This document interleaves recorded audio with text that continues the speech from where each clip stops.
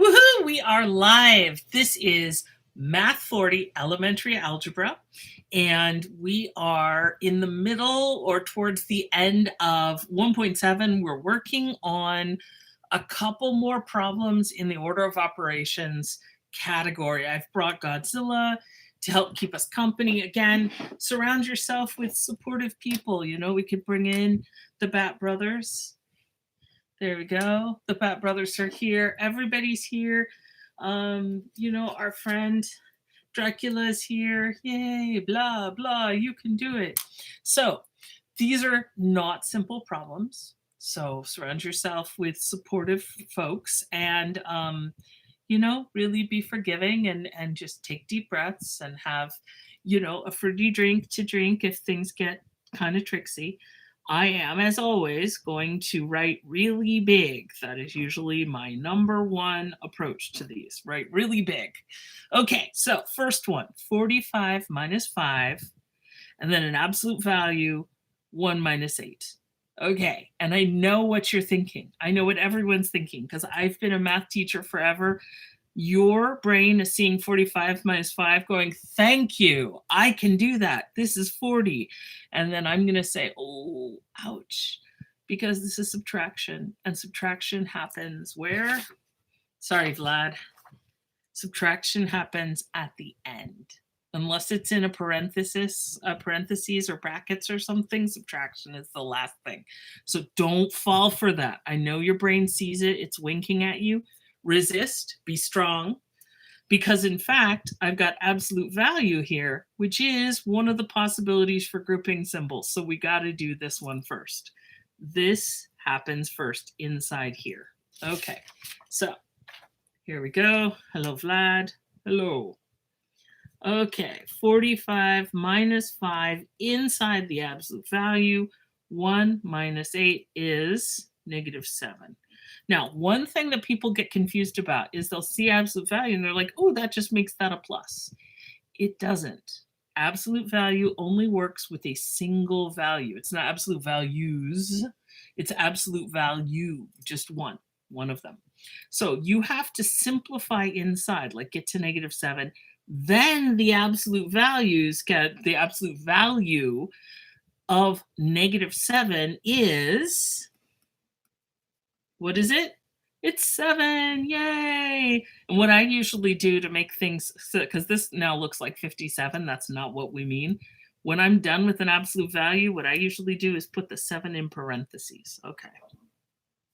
So let's come up here, 45 minus 5, and then parentheses 7. Now your brain's like, hey, let's do the subtraction now. And I'm going to say, no, there's another operation. And you're going to say, where's there another operation? And I'm going to say, right here. Implicit multiplication.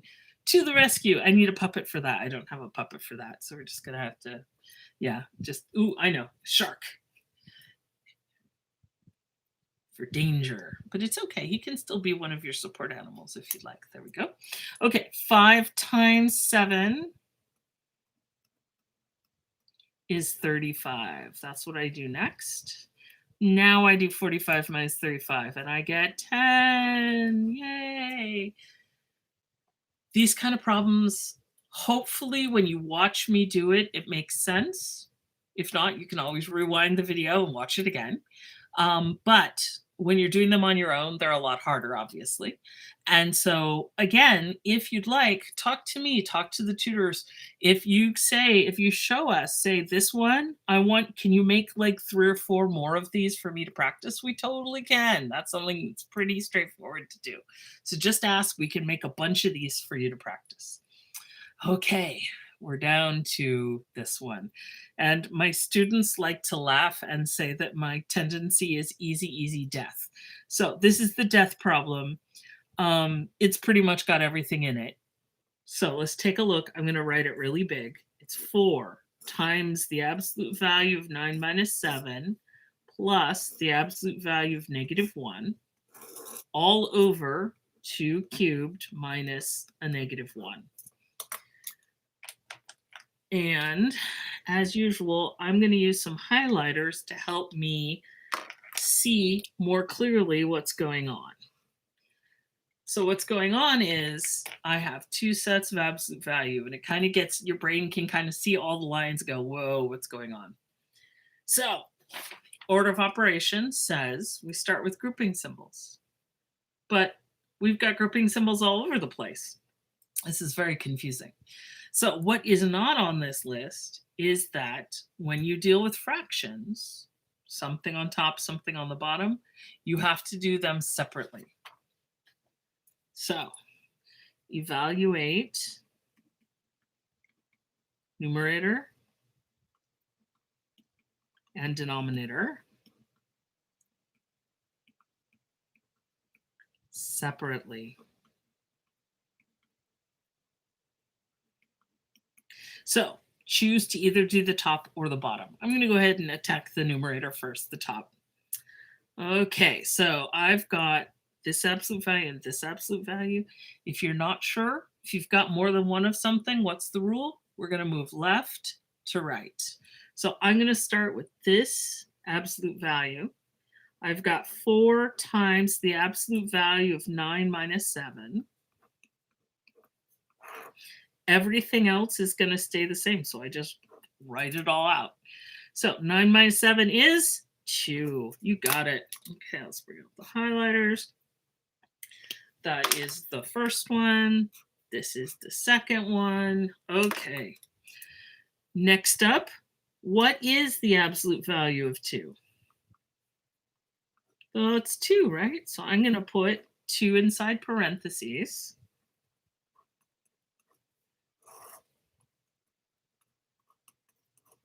And I'm going to need another piece of paper. I might need many. Get a lot of scratch paper. You know, find paper, the backside of papers that someone's printed. Use other paper. Feel free to use both sides. I tend to just use one side because when I'm scanning them, if I write on both sides, they don't scan very well. So that's why I'm using so much. But definitely make sure you have plenty of paper. Don't write small because it's harder to see what's going on.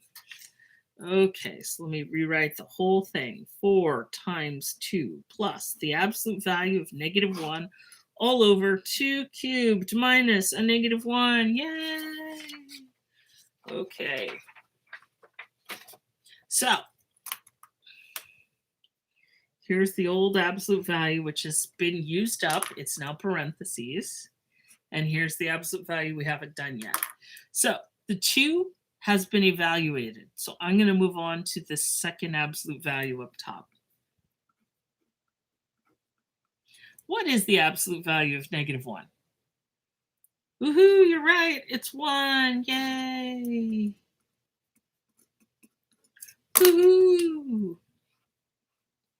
So we're still working on the top first. And that was just because I felt like doing the top first. You could have approached the bottom first as well. I've got a plus there. Do I have any other operations? You're right. I do. There's a secret multiplication there, implicit multiplication. I should do the multiplication first. Okay, 4 times 2 is, you're right, 8.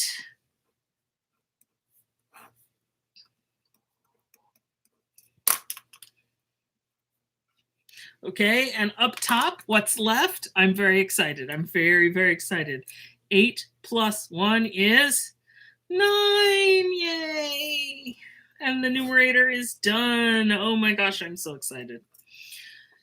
Okay, so down in the denominator. And I'm going to see, I am going to use a little more of this paper. I'm going to go to the right if that's okay. So I think we might be able to finish on this page, which would be great.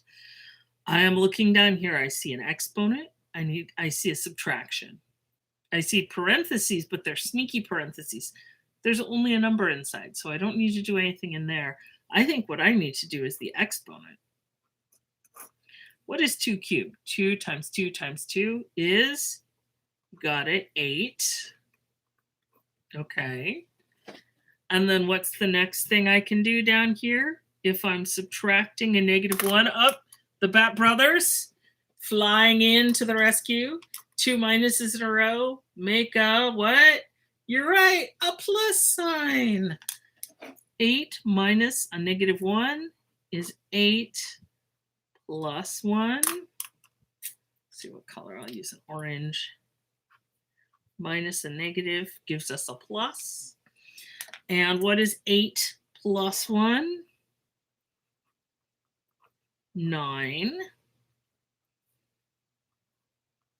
And what's 9 over 9? 1. Oh my gosh. Oh my gosh. Let's look back. This whole big mess right here, oops, let me bring it in. That whole mess equals 1. That's amazing. And you know what else is amazing? You guys are amazing. Congratulations. We've made it through some pretty complicated problems. Next up, there was a joke that the devil decided he wanted to do the worst thing he could think of, so he decided to put the alphabet in math. That's what's up next. 1.8 is algebraic expressions. We're dealing with variables. Woohoo, big time algebra next video. Yay! Until then, math on, guys. Math on.